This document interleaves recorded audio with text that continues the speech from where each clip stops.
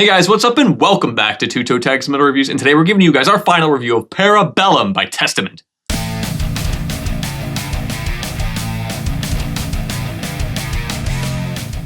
So we've listened to this album non-stop for an entire week, and fuck, where do we start with this one? Start wherever you want. You can start at the end, you can start at the beginning, you can start with your least favorite track, you can start with your most favorite track. Well, let's start with actually turning the clock back to last week, even beyond the first impression. I mentioned in our Orbit Culture review from last week that it had a really good pacing, right? The album is paced very well. You did say that about Orbit Culture, yes. I think this album is also a really good example of having a really good pace. I agree, yeah. Not only is it the shift between tempo and energy, but I think, and this is a really, really big one, especially, just in general to have, is that the songs have their own identity. They're very easily identifiable just by looking at their name. Yes, and that's something we've talked about on this channel for years. Yeah. Identifiable songs. Exactly. A song that you can look at and be like, oh yeah, that one. Or just hear the opening riff or the opening beat or whatever and go, yep, this is the one. Yeah, exactly. I know this one. So if we're gonna, start at the top with For the Love of Pain, I think not only is it once again still an amazing way to open the record, you're right, like the black metal stuff does sound like Scour. I can hear that resemblance. When I was listening to it, I'm like, yeah, you're right. It does sound like what they were doing. That was a comment I made on the first impression, yeah. Yeah, and I still maintain it is one of the best ways to, it's the best way to open this album. You listen to all these tracks and like, this is the right one. Yeah. It's one of the best ways to open an album in general. Like, it's so good out the gate. It brings in all these interesting things that you don't usually hear from this band. And it's just wild, like just an explosion to start it. And I love that. There's this cool little background vocal thing of like, listen to me, no, don't listen to them. In the schizophrenia going on. And the bridge, I thought was a cool small detail that took a few listens to really pick up. But that's another example of songs that have depth. Like, wow, after a few listens, I started picking up on this little thing here. Yeah. And then that can change depending on how you listen to them, right? There's been albums that I have listened to for years and years that even more recently I put headphones in and I'm like, what are these details I never noticed before? Like that can happen over the course of a week or years even. Yep, for sure. So super duper love that. There's also a little bass focus section, which is really cool. It's just, there's so much happening in this song. Super duper awesome. I still also maintain that I really, really love High Noon. Like I said, and I mentioned this last week, if I didn't know it was Testament, I really thought I would have thought it was a Lamb of God song. I don't know if you got that impression. I totally, after you said one of the songs sounds like Lamb of God, I knew exactly which one you were talking about. You didn't even have to tell me which one. I knew it was that one. And yes, it does sound like Lamb of God. Something like in their mid-career era. I can't remember what the name of the album was. They had an album that came out, Sacrament. Maybe something off Sacrament. I could kind of see that. That kind of era Lamb of God. But I definitely hear exactly what you're saying, except the singing throws it off a little bit. Yeah. Right? Yeah. So, but yeah, I definitely hear it. Like if this had a Randy feature, that would just make it even more. Well, it's like in that song they have, they have the vocals and then they have a harsh vocal that's kind of repeating the lines in the background at certain parts. And I was thinking the same thing, like what if Randy was doing that part? Like, imagine. I'm pretty sure it's just Eric, the guitar player, but it was cool. I like that dynamic that they have with the two vocals kind of going off each other in certain songs. It's really cool. Which I love that dynamic is so much present on this album between the harsh stuff and Chuck. Yeah.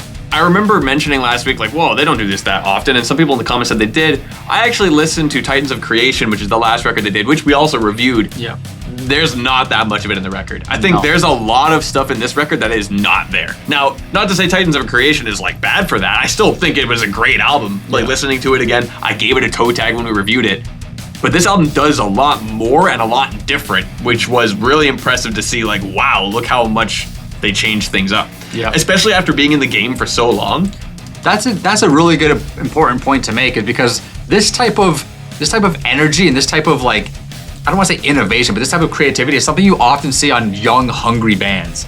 To see this from a band that's been doing this for 40 plus years, or around 40 years, I don't know if it's been, somewhere around there.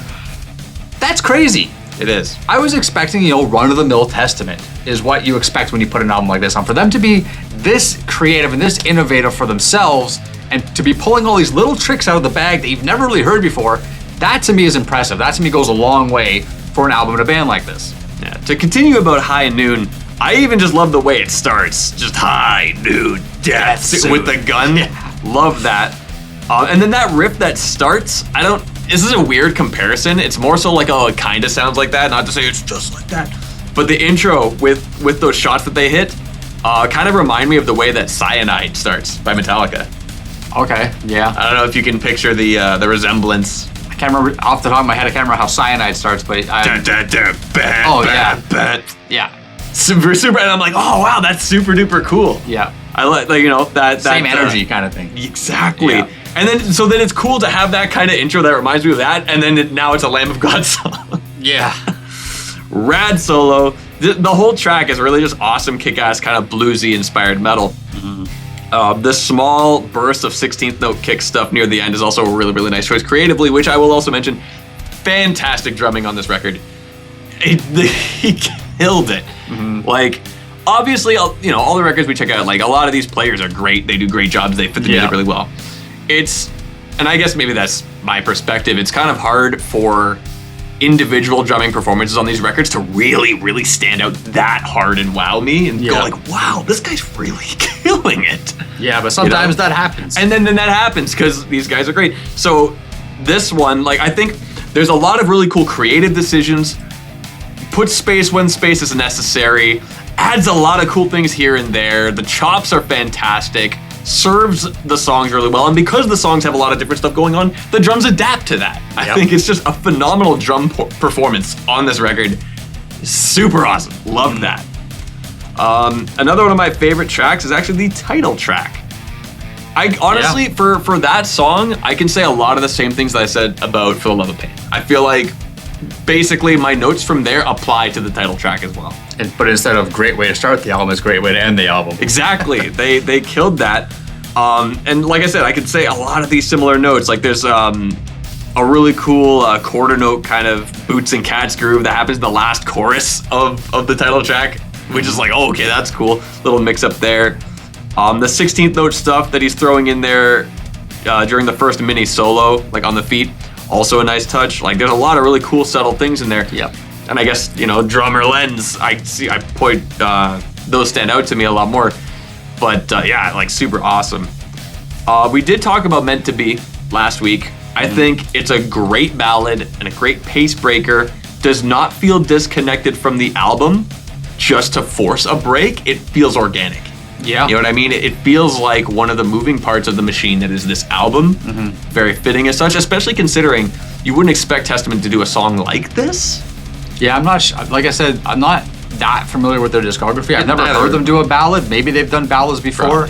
Probably. I mean, yeah, over 40 years, you've probably done a couple of them here and there, but this one is really fucking good. Yeah, especially just comparing to listening to Titans of Creation again, they don't do anything like this on that record. Like, yeah, that's just a more straightforward thrash album that just does what it does. It does it well, though. There does it well. Killer tracks on that record. There's killer tracks on it. It's a phenomenal album. Yeah. But this is, they kind of went above and beyond with this, and Meant to Be is a good example of that, of them, kind of going a different direction and taking things back a little bit and giving you some, the album some dynamics in the sense of, being a little bit more calm and giving the album some contour in that sense. But man, what a track this was. I thought it was so good.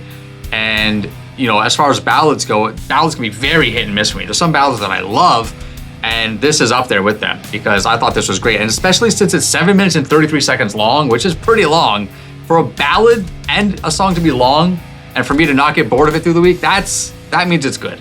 Yeah. To me, that means it's a really super solid track.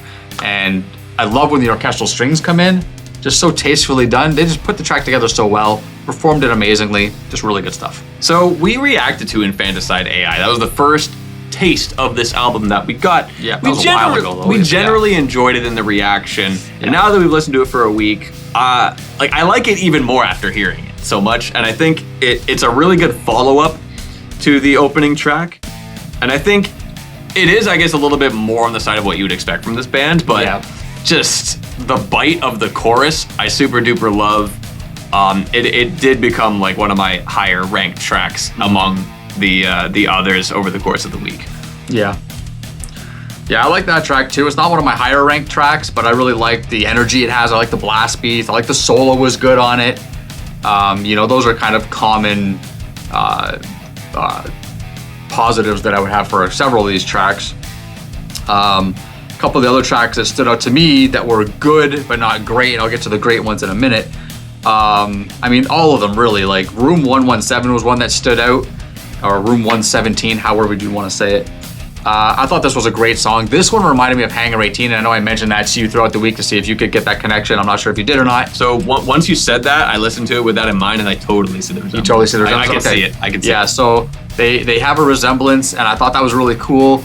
And it's something funny. There's one line where he says, "You're praying for a painless death." But for some reason, if I was just like busy and was on kind of on the background, what I heard was, "You're praying for a penguin's death." And I would just picture like a flock of penguins just beating the fuck out of somebody till he's dead. And just that image alone made this enjoyable for me. You're praying for a penguin's death. Super silly thing, but I got a kick out of it. It's the kind of thing Evil Scarecrow would write about. It is. Where's Evil Scarecrow, by the way? They kind of Where go off the map. have they been? I don't know. We'll look into that after. Havana Syndrome, the second last track. I really like the melodic singing that's happening throughout this track, and that happens, you know, on the album in other places too, but on this track specifically, I just really like how they add that melodic element through the track, and it's not just very rhythmic thrash. They kind of merge those two elements together very well. Really nice solo on that one as well. Just to get into the tracks that I thought were amazing. So I talked about Meant to Be already. Not gonna hash on that anymore, but that's a super top track. Okay. For the Love of Pain, I would say is the best track on the album. The intro track, I think they just kill it. Just from the intro, the drum intro to the end, just a phenomenal track. Blows me away. I really, really love the blackened elements they throw in there. It just really adds so much flavor. And like I said last week, if you guys watched our new release video when we talked about this album, I felt like I was listening to a different band. And every time this came on, I felt the same way. They really pulled some different stuff out of the pocket for this one. And I appreciate that to the umph degree. I love when bands do stuff like that and really surprise the listener, but they don't strip themselves of their identity when they're doing it. If you really listen close, if you really pay attention, you can still tell it's Testament. Yeah. Right? And that's phenomenal in my opinion. The last song I want to talk about is the song that probably grew on me the most, but I don't think it really edged out For the Love of Pain. It was Witch Hunt. I think Witch Hunt's a freaking great song. It's another song that has a lot of the blackened elements to it, which is maybe why I'm attracted to those two songs. They're a little bit on the heavier side, they're a little bit on the darker side. Mm-hmm. And you know, they have just, the whole last section of the song is this gnarly guitaring, comes right after this melodic singing in the bridge, which is what I was talking about a minute ago. It's got like the melodic sections they keep adding in there. You got the dual vocals on this song as well. This is really nice. This song also had what I would consider some like really death metal sounding stuff in it. Like it wasn't as, it's not as guttural as Cannibal Corpse, but the style of delivery with some of the vocals was really reminding me of some Cannibal Corpse stuff. And I was like, yo, that's cool. That's just another like little, you know, trick they're pulling out of the pocket just to sprinkle in here. And one of the coolest things about all these little tricks and stuff that they're doing is they don't pull a trick out and then do it through the whole album. Yeah. It's like a little bit here, a little bit there. Exactly. And that's, like you said at the beginning of the video here, where each song kind of has its identity and its personality, or whatever word you use. That's why they do that, or that's why it's like that, because each song has these little ideas that make them unique and make them special. Exactly. It's they have identity, and they're also special moments to look forward to. Yeah. If it's that cool thing, but that cool thing happens in every song, it's diminishing returns every time. Yes. Now, Witch Hunt, I also think that melodic bridge is really, really cool. It kind of sounds like the type of thing you'd hear from Mastodon. Heard a lot of Mastodon in that bridge. Okay. Which was really cool. And then they, you know, that transition to this rad jam to end the song, like that was super duper awesome. So I agree, Witch Hunt is a great track as well. So I'd say this is a pretty good time to rate this album. You think? Sure, and I will go first. So I had a pretty good time listening to this album. You know, there's a few songs here that are definitely playlist worthy. As far as my track of the year playlist goes, I only put one song, and it's gonna be hard to choose which one to pick from this album that's gonna go on my track of the year playlist. It's tough. But yeah, this album is just, it's solid. There's no bad songs in this album. There's not even any songs in this album that I thought were okay. Every song in this album I thought was good or great, and that's rare. I don't have that very often. Usually there's at least one or two songs where they could be skippable to me. Mm-hmm. This album has no skips. It's cover to cover fantastic. It's just got a lot of interesting things going on. Really, really enjoyed it. It is a toe tag for me. You are right. They waste no time on this record. I don't think There's no filler. No filler. What is it? All killer, no filler? All killer, no filler. No filler. It's paced really well. There's notable moments, great performances all around. It's an easy toe tag for me as well. This is a really, like, I'd say this is a textbook toe tag album. Yeah. And I say that because, if you know, considering we've been doing this for a while, yeah, you go back to the start and try to think about what we looked for in albums at the very beginning that made toe tag albums. This is the perfect example of the kind of thing we would look for back then, as to define what a toe tag album really was with the way that we rated stuff at the time. Yeah. Like, I feel like this is a really good example. Like, if this came out in 2017, we probably would have given it 2 toe tags. I agree. I mean, when you got like I said, no skips, lots of really strong tracks, and even the tracks that aren't super strong all have something memorable about them. Exactly. And the performances all around are great. They're pulling different things out of the bag. They don't sound repetitive. Like, they're just nailing. They're checking all the boxes as far as this channel and the way we review things goes. They're just ticking everything off. Yep, 100%. Deserved. Testament is now on the 2 toe tags Yes, list. congratulations, Testament, making it, I guess, second time around. Now finally on the 2 toe tags list. Anyway, guys, that's all we got for you today. Remember to like the video if you liked it. Tell us in the comments below, what do you think of this album a week after its release? How does it stack up against other Testament albums? We'd love to hear what you guys have to say, and subscribe if you guys are new to the channel. I'm TV Fish. I'm Vile Self. And keep the horns up.